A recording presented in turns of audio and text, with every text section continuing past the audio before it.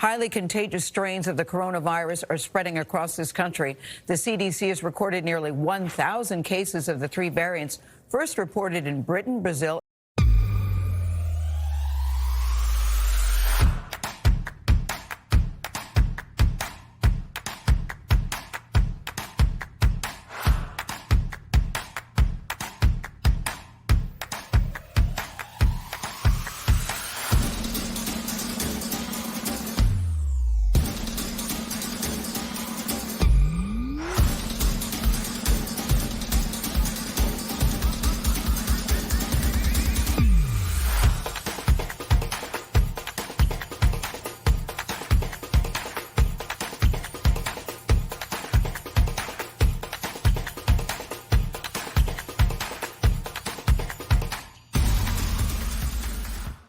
and South Africa, across 35 states. And now we're getting new insights into how the virus mutates from a team of doctors who studied one extraordinary case. Extraordinary is the word here. Carter Evans is following the story.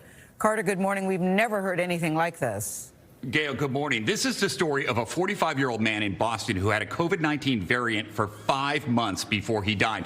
Now, during that time, his doctors found the virus inside of him had mutated, get this, more than 20 times. Now, this is an extraordinary case, considering the life cycle of the virus in a healthy person is typically only around 2 weeks. Now, the reason why it lasted so long is because the man was immunocompromised, like an estimated 10 million other Americans. But in this case, the man's immune response wasn't strong enough to fully eradicate the virus. It was just strong enough that it forced the virus to adapt and essentially mutate. Now, the doctors who treated him published a report on this in November, but the story's now getting renewed attention with the emergence of variants like the one from South Africa and the one in the UK. We spoke with one of these doctors. His name is Jonathan Lee. He says this case is shedding light on how the virus adapts. I think this particular case is, in retrospect, a harbinger of what was to come. And I think that it just goes to show that we need to do a better job of monitoring the spread of these variants, and that only by looking for these variants will we be able to detect it. And that it's something that I think we haven't done as well up to now. Carter, you know, this disease, this virus continues to baffle, surprise, and scare. We're hearing a lot about those variants from South Africa and the UK, but in the last few weeks, cases in this country seem to have been steadily declining. So do you think the variants could change that?